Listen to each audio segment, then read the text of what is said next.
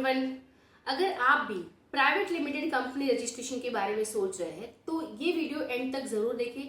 आपको private limited related बहुत सारी क्वेरीज आपकी यहाँ से सॉल्व हो जाएगी और आपको बहुत डिटेल में जानने मिलेगा कि आपकी प्राइवेट लिमिटेड में आपके क्या क्या बेनिफिट्स है, क्या एडवांटेजेस है, क्या क्या आपकी रिक्वायरमेंट है और आपकी इनकॉर्पोरेशन प्रोसीजर क्या रहेगी। और एट दी एंड आप ये भी डिसाइड कर पाओगे कि क्या सच में आपको प्राइवेट लिमिटेड कंपनी रजिस्टर करनी चाहिए कि नहीं करनी चाहिए। चलिए बढ़ते हैं प्राइवेट लिमिटेड कंपनी रजिस्ट्रेशन के बारे में देखते हैं। सबसे पहले तो प्राइवेट लिमिटेड कंपनी गवर्न होती है बाय कंपनीज एक्ट 2013। तो कंपनीज एक्ट 2013 में सारे इनकॉर्पोरेशन रिलेटेड उसकी रेगुलेशन के बारे में या फिर कंपनी को अगर वाइंड अप भी करना होगा तो उसके प्रोसीजर्स, उसके रूल्स रेगुलेशन सारे मेंशन किए हुए हैं अंडर द कंपनीज एक्ट 2013। ठीक है, तो आपको कुछ भी करना होगा, आपको कंपनीज एक्ट फॉलो करना है। सबसे पहले ये हो गया। दूसरा, प्राइवेट लिमिटेड कंपनी एक बिजनेस एंटिटी है जहां पे इसकी ओनरशिप कुछ small number of share holders के पास ही रिस्ट्रिक्टेड है, क्योंकि यहाँ पे शेयर होल्डर्स जो होंगे वो 200 या 300 से ज्यादा नहीं हो सकते। तो एक तो स्मॉल ओनरशिप रह जाएगी, फिर यहाँ पे आपके शेयर्स पब्लिकली ट्रेड नहीं हो सकते हैं। ठीक है। दूसरा होता है कि शेयर होल्डर की जो लायबिलिटी है ना वो लिमिटेड है। मतलब अगर आप किसी कंपनी के शेयर होल्डर है या फिर आपकी कंपनी में कोई शेयर होल्डर है तो आप उनको ये बता सकते हैं कि अगर आप हमारी कंपनी में इन्वेस्ट करते हैं तो आपकी लायबिलिटी लिमिटेड हो जाएगी, जहां पे आपने जितना इन्वेस्ट किया है उतना ही आपका रिस्क है। आपकी पर्सनल असेट्स पे किसी भी केस में नहीं छुआ जाएगी आपकी पर्सनल असेट को और आपके असेट को प्रॉब्लम नहीं होगा। तो आपकी लायबिलिटी लिमिटेड है यहाँ पे। और शेयर होल्डर से जैसे मैंने बोला कि 200 या 300 से ज्यादा नहीं हो सकते हैं।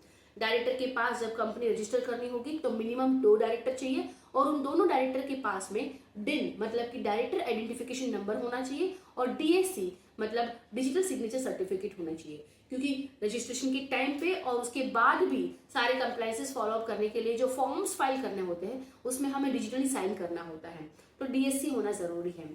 फिर मेमोरेंडम ऑफ एसोसिएशन या आर्टिकल ऑफ एसोसिएशन जैसे डॉक्यूमेंट हमें at the time of registration submit करने होंगे और रजिस्ट्रेशन के बाद एमसीए पोर्टल या फिर आरओसी जो आपका है वो आपको सर्टिफिकेट ऑफ इनकॉर्पोरेशन प्रोवाइड कर देगा और उसके पोर्टल पे भी वो पब्लिकली अवेलेबल रहेगा।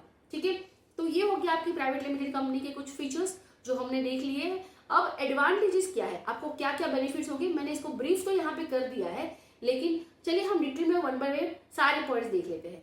सबसे पहला यह है कि लिमिटेड लायबिलिटी प्रोटेक्शन। जैसे मैंने बताया कि आपके शेयर होल्डर्स की जितनी इन्वेस्टमेंट होगी उतने तक ही उनकी लायबिलिटी है। अगर उनका पैसा डूबेगा भी तो सिर्फ उतना ही डूबेगा जितना उन्होंने इन्वेस्ट किया है।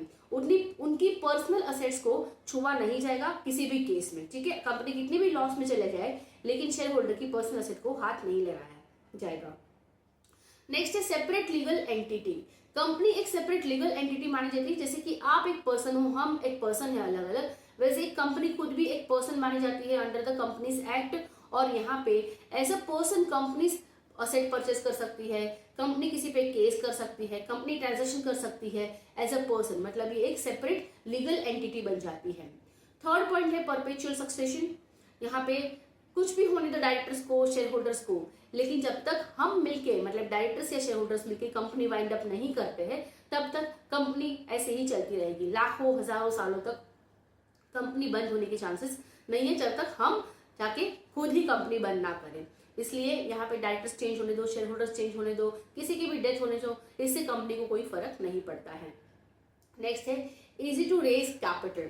यहाँ पे आप फंड भी रेज कर सकते हैं, क्योंकि अगर कंपनी स्टार्ट करते टाइम आपके पास 2 से या 3 डायरेक्टर है, कुछ शेयर होल्डर्स है, तो उनसे अगर फंड रेज नहीं हो पा रहा है, उनसे जितना कैपिटल चाहिए उतना नहीं मिल पा रहा है, तो हम जाके 200 या 300 शेयर होल्डर से और भी फंड रेज कर सकते हैं।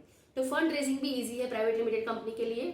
नेक्स्ट है ट्रस्टवर्दीनेस। यहाँ पे आपके जितने भी डॉक्यूमेंट्स है जो रजिस्ट्रेशन के टाइम आपने फाइल किए थे या फिर आपके जो एनुअल फाइलिंग्स होते हैं या आपकी फाइनेंशियल स्टेटमेंट्स, वो सारी चीजें आपके एमसीए पोर्टल पे पब्लिकली अवेलेबल कर दी जाएगी। कुछ नॉमिनल फीस पे करके हमारे जैसे लोग उन डॉक्यूमेंट्स को चेक कर सकते हैं। तो वहां से आपकी कंपनी के लिए ट्रस्टवर्दीनेस बढ़ जाता है।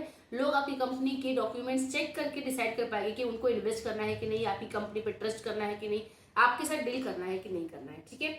नेक्स्ट पॉइंट है free and easy transferability of the shares. आपके शेयर्स ट्रांसफरेबल है, आप इजीली किसी और को भी ट्रांसफर कर सकते हैं, बेच सकते हैं और यहाँ से इस तरह से ग्रेटर फ्लेक्सिबिलिटी मिल जाती है शेयर होल्डर्स को और यहाँ पे ये इन्वेस्टर को और अट्रैक्ट कर सकती है आपकी प्राइवेट लिमिटेड कंपनी।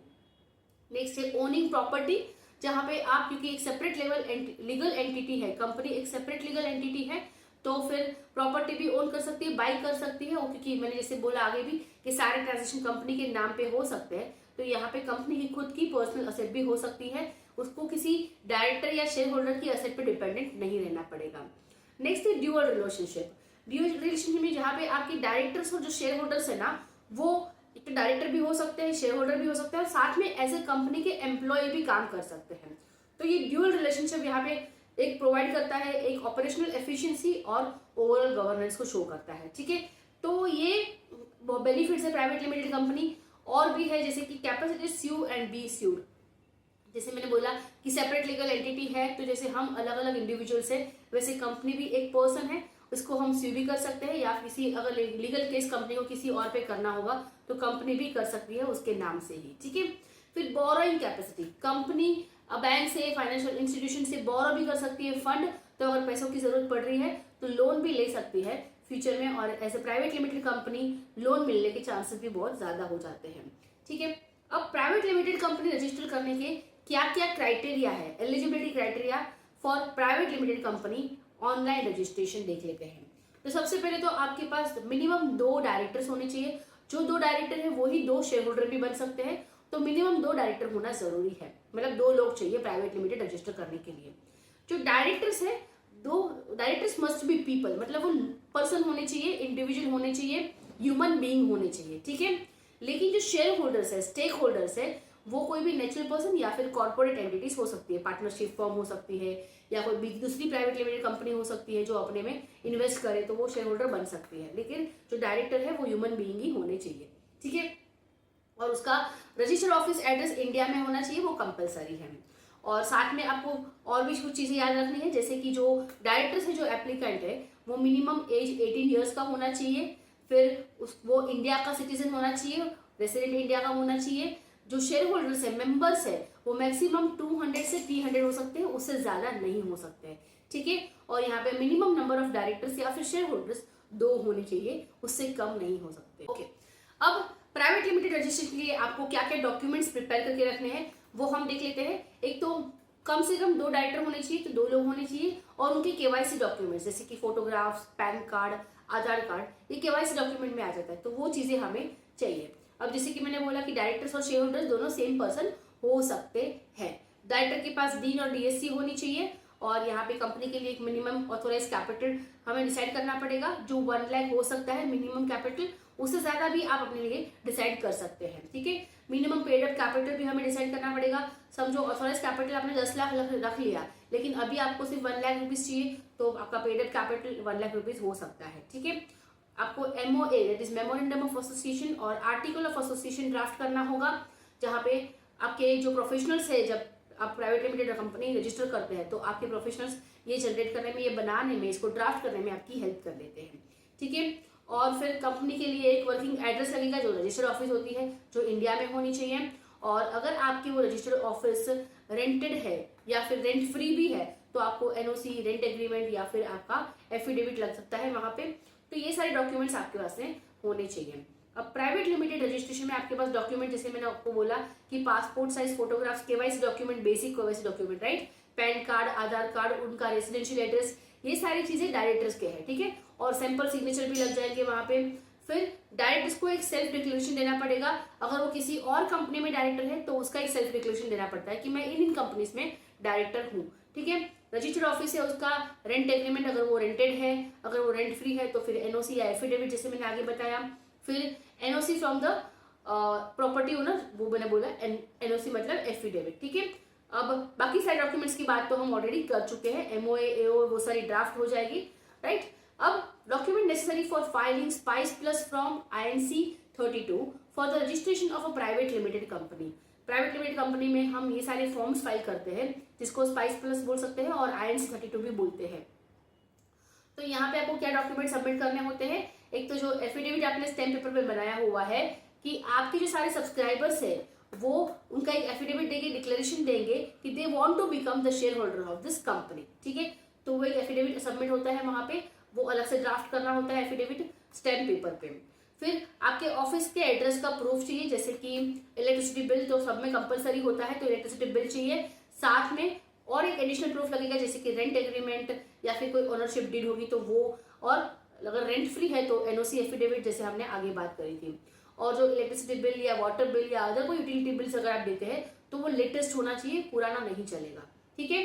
फिर आपके trademark registration, copy of approval अगर रिक्वायरमेंट है तो ये सारी चीजें हम देख सकते हैं, जिसकी रिक्वायरमेंट है उस तरह से हम इसको अवेलेबल कर सकते हैं, ठीक है। अब required documents for the foreign national servings as a director और शेयर होल्डर, अगर वो कोई फॉरेन नेशनल है, यहाँ पे इंडियन सिटीजन नहीं है, तो फिर उसका पासपोर्ट और उसका एड्रेस प्रूफ भी दिखेगा, जरूरत पड़ेगी। जो यहाँ पे लिस्ट आपके सामने है, बैंक स्टेटमेंट है, ड्राइविंग लाइसेंस हो गया, या फिर गवर्नमेंट ने इश्यू किया हुआ ऐसा कोई भी आइडेंटिफिकेशन कार्ड जो वैलिड एड्रेस के लिए एप्लीकेबल हो, वो हम यूज कर सकते हैं, ठीक है। तो ये रजिस्ट्रेशन की बात हो गई। अब है next type of private limited company. Private limited तीन टाइप की हो सकती है, एक तो है कंपनीज लिमिटेड बाय शेयर्स, दूसरा है private companies limited by guarantee and unlimited company. तो जो कंपनी लिमिटेड बाय शेयर्स होती है ना, वहां पे शेयर कैपिटल होता है, और जो शेयर होल्डर्स है उनकी कितनी लायबिलिटी है, जिन्होंने मतलब समझो 100 रुपीज का कोई शेयर है और हमने उस कंपनी का शेयर होल्डर बनने के लिए शेयर तो परचेस कर लिया, लेकिन हमने उस पर 75 रुपीज पे किया है, तो अभी हमारी फ्यूचर लायबिलिटी कितनी रहेगी, सिर्फ 25 रुपीज। जब तक हम उसको पे नहीं करते हैं तब तक हमारी लायबिलिटी 25 रुपीज तक की है, उससे ज्यादा उसकी लायबिलिटी हमारी नहीं है। तो ये हो गया कंपनी लिमिटेड बाय शेयर्स, जहां पे जितना शेयर्स वैल्यू है उतनी हमारी लायबिलिटी है, उससे ज्यादा नहीं, ठीक है। तो वही हो गया, हमारी लायबिलिटी यहाँ पे लिमिटेड हो जाती है। दूसरी है private companies limited by guarantee, यहाँ पे कोई शेयर कैपिटल नहीं होता है, ठीक है, यहाँ पे कोई शेयर कैपिटल नहीं होता है। सारे मेंबर्स जो फर्म के या कंपनी के जो सारे मेंबर्स है ना, वो आके एक दूसरे से डिसाइड करते हैं कि हम इतना डोनेट करेंगे कंपनी के लिए, इतना फंड देंगे, इतना असेट में इन्वेस्ट करेंगे एंड सो ऑन। तो इसी तरह से कंपनी में एक लिमिटेड बाय गारंटी कंपनी भी क्रिएट हो सकती है। और थर्ड पॉइंट है अनलिमिटेड कंपनी, जहाँ पे कोई लिमिट ही नहीं होती लायबिलिटी की, मेंबर्स की लायबिलिटी की। अगर कुछ प्रॉब्लम हुआ तो फ्यूचर में मेंबर्स की पर्सनल असेट को भी बेच सकते हैं और कंपनी की जो भी लायबिलिटी है वो पे आउट कर सकते हैं। तो नॉर्मली जो कंपनी रजिस्ट्रेशन करते हैं वो कंपनी लिमिटेड बाय शेयर्स ही करते हैं, हम सारे रजिस्ट्रेशन इसी में ही करते हैं, ठीक है। ये लास्ट वाला जो ऑप्शन है ना, वो बहुत ही रेयर यूज होता है, ये बहुत लोग मतलब मोस्टली ये कोई कंपनी रजिस्ट्रेशन इस टाइप की नहीं करते हैं, ठीक है। अब कंपनी के कैरेक्टरिस्टिक्स या फीचर्स देख लेते हैं। ये एक तो सेपरेट लीगल एंटिटी है, जो हमने सारे देख लिए हैं ऑलरेडी, लेकिन इसको मैंने बहुत ही ब्रीफ किया है। यहाँ पे कंपनी के नाम से हम प्रॉपर्टी या असेट्स बाई कर सकते हैं। यहाँ पे लीगल एक्टिविटी भी बिजनेस की कंपनी के नाम पे हो सकती है। कोई मिनिमम पेड अप कैपिटल नहीं है प्राइवेट लिमिटेड कंपनी का। यहाँ पे सेपरेट प्राइवेट लिमिटेड कंपनी अपने शेयर होल्डर से सेपरेट है, ठीक है। लिमिटेड लायबिलिटी हो जाती है शेयर होल्डर्स की। Total number of share holders भी 200 से 300 से ज्यादा नहीं हो सकते हैं। फिर कॉर्पोरेट एंटिटी भी यहाँ पे शेयर होल्डर बन सकती है, मतलब इंडिविजुअल भी हो सकते हैं, कोई कॉर्पोरेट एंटिटी भी अगर होगी तो वो शेयर होल्डर इस कंपनी के बन सकते हैं। और कंपनीज एक्ट इसको गवर्न करता है। और बाकी सारे भी हमने फीचर्स ऑलरेडी देख लिए हैं, यहाँ पे कोई नई चीज मैं डिस्कस करने वाली नहीं हूँ, ठीक है। अब ये हो गया, आगे देखते हैं steps to register your private limited company. आपको क्या क्या स्टेप्स फॉलो करने होंगे। सबसे पहले आपको नेम अप्रूवल लेना होगा। तो नेम अप्रूवल के लिए आपको एक रन फॉर्म फाइल करना होता है, और वो फाइल करने के बाद आपको वहां से नेम अप्रूवल मिलेगा। आपकी आरओसी पोर्टल से वो डिसाइड होगा। आपको कुछ 4 या 5 नाम के सजेशन देने होंगे नेम अप्रूवल के लिए। उसमें से आपके लिए जो अवेलेबल होगा वो आपको आरओसी पोर्टल बता देगा कि आपके लिए ये नाम अवेलेबल है, आप इसको इस नाम से आपकी प्राइवेट कंपनी रजिस्टर कर सकते हो। फिर उसके बाद आपको डायरेक्टर की डीएससी और डीन अप्लाई करनी होगी, वो हम ले सकते हैं। उसके लिए डायरेक्टर 3 फॉर्म फाइल करना होगा डीन के लिए, और डीएससी आप अलग अलग ऑथोराइज्ड पर्सन से, कंपनी से ले सकते हैं, ठीक है। फिर आपको इनकॉर्पोरेशन की फाइलिंग फॉर्म्स फाइल करने होंगे, जिसमें आपको एमओए एओए ड्राइव करना होगा, स्पाइस प्लस फॉर्म सबमिट करना होगा, और उसके बाद आपको वहां से ही आपका certificate of incorporation, pan card और टैन, ये तीनों मिल जाता है। ओके, अब प्राइवेट लिमिटेड कंपनी की रजिस्ट्रेशन की फीस के बारे में अगर बात कर ले, तो गवर्नमेंट फीस जो होती है आरओसी की फीस, वो आपके ऑथराइज कैपिटल पे डिपेंड करती है, ठीक है।